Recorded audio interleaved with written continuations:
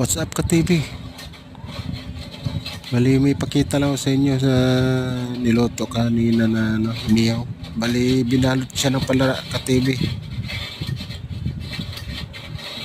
Bali hiniwa na ngayon yung palara para makita yung loob kung luto na.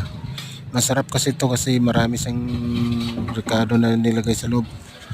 Mga buong sili. Saka yan o. Kita yung sarap niyan kasili.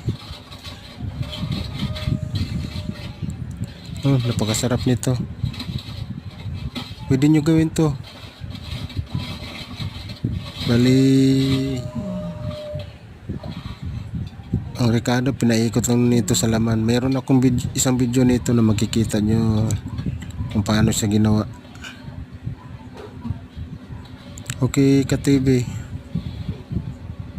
pa subscribe na lang.